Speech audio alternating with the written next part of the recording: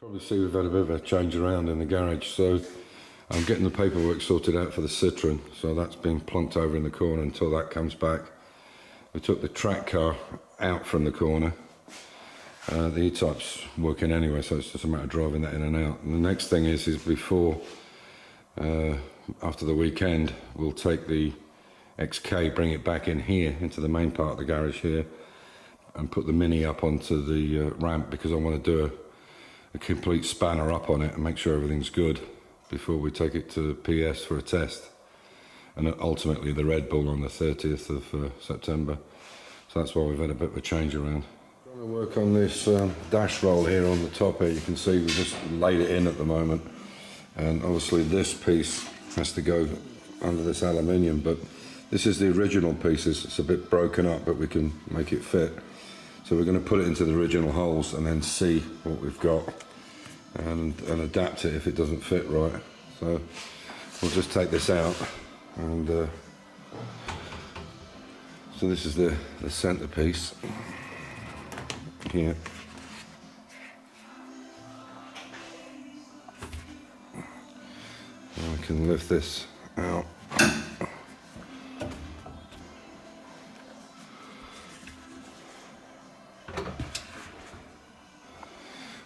And then so I'll put this into the original holes, or the ones we can find anyway, and then we'll go from there.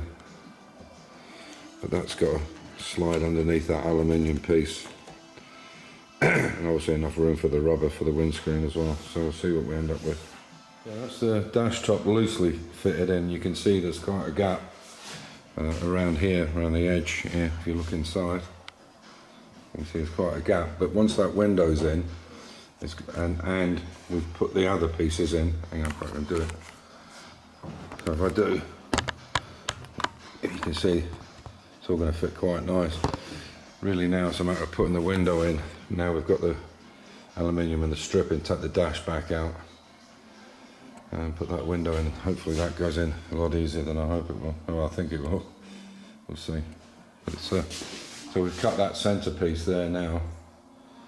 That was a little too long. So I cut down this dashboard top here, and I've got it glued, re-glued back in. We've tried it, it fits perfect. And then when this clips round the edge here, it just snaps into place. It kind of springs open and then snaps back, which is great. That's the centerpiece which holds the whole thing basically together. So these two are only held on those two, that screw there, and I think you might be able to see that one around there.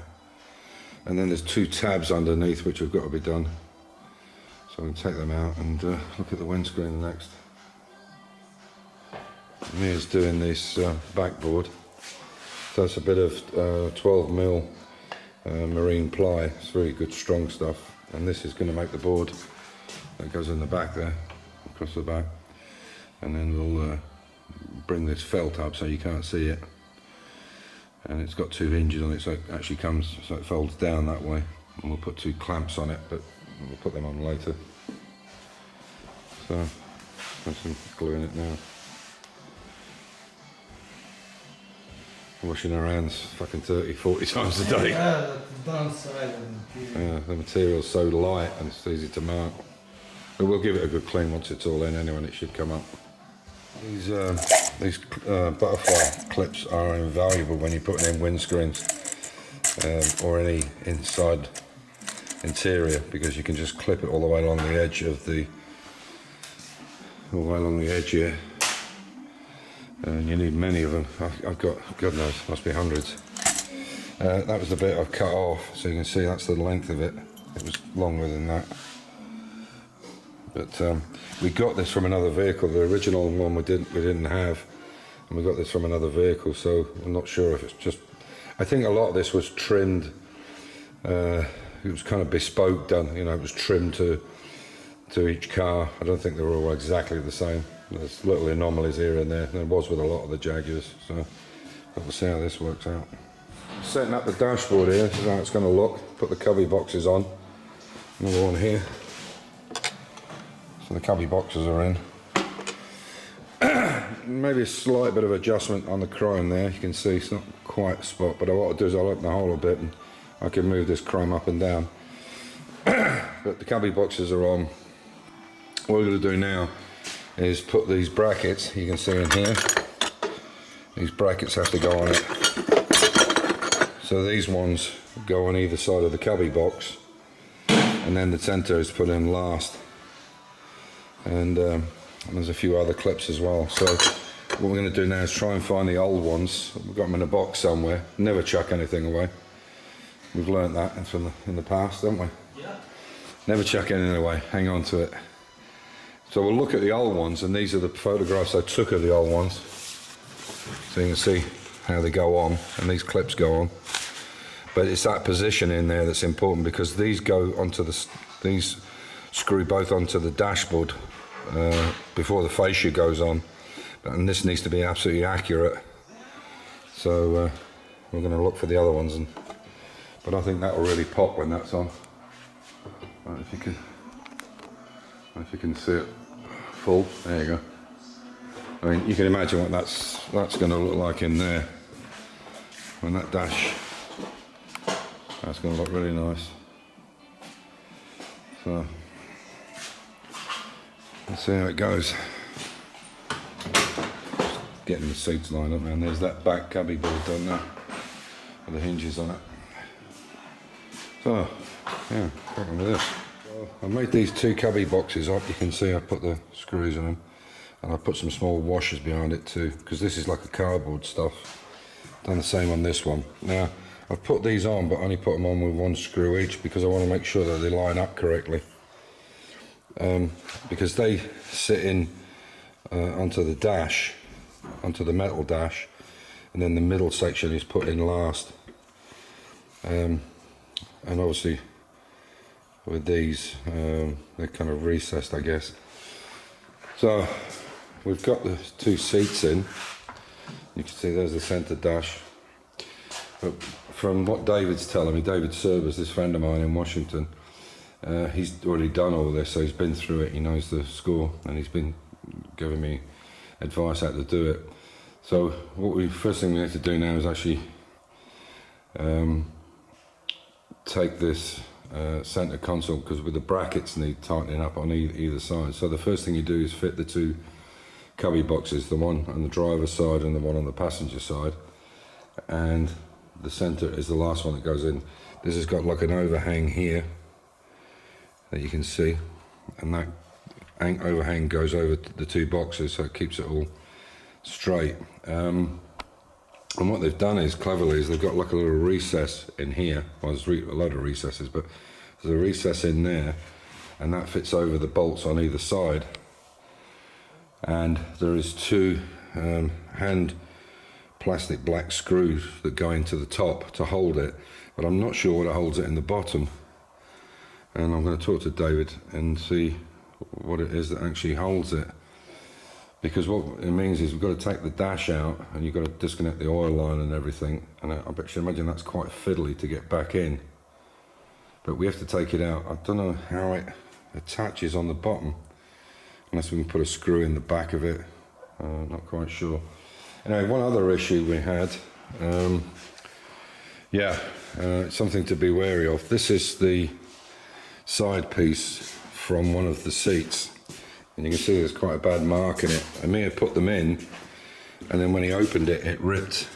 Okay, these are vinyl, they're not leather. And it ripped the side piece. Now you can see that driver's side one is in the same situation. I'll get out the light.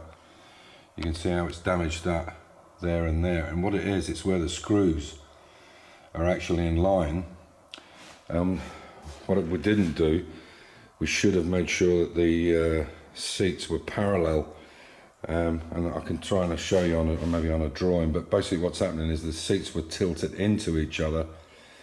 I mean, a tiny amount, you couldn't see it with the eye, and of course these screws were catching each other, and even now with them being correctly positioned, being parallel and square, the screw heads are hitting each other. So what we're going to do is make a new one for this side, and we'll put the screws a few mil up so that a screw's width higher or lower, probably higher, and that will stop them colliding. and I'll show you this one I've got in my hand here. So Amir's already cut, as I said, he's already cut, but look how bad the damage is, because obviously the screw heads, so you can see here this one's already been replaced. That was this one here. So as I say, what we're going to do is take these screw holes on this one and put them higher so they don't clash, hit each other. And because they're straight cut, whenever they're tightened, they're like a little razor blade in there. Probably a little bit of emery, but the problem is how do you clean that without catching the vinyl? Anyway, at the moment it's working okay. But yeah, it's damaged both sides. So fortunately, Skinner sent me, Jonathan sent me a load of spare stuff, a big roll of it, as you can see there. So we have plenty to, if we have any problems again, we can fix it. But look how deep that score is in there. Yeah, bit of a bugger. So I'm going to give David a call, but I have to wait now till about 3 o'clock because he's 6 hours behind me in Washington. But I'll give him a call and ask him about this dash. So how the top I understand completely, because it's these knurled plastic screws that go in, and they go into that metal top. That's no problem. But I'm just wondering how the bottom goes. That's such a long time ago. I can't remember. It's over 5 years since I started this project, and it was on hold for about 2 and a bit years while I was doing another XK and another E-Type and the track car and my Mini. Yeah, you know how it goes. So I've forgotten a lot of this stuff. Anyway, we'll have a look and see where we're going. But what I'd like to do now is take this crash roll out, or this dash top if you want to call it, and we'll fit the window in, and then we can then put it back in, and it should all be nice and square. But I think the window will be reasonably easy to get it in, because there's quite a big gap here, which is normally where a security, like on a Mini for instance, there's a security strip that goes in there, or a fixing strip which holds it out. And in this case, it's a chrome piece that goes in there, and that's going to be very fiddly. Might take some days to get that in, but I think the glass will go in here quite reasonably. Yeah, we'll see.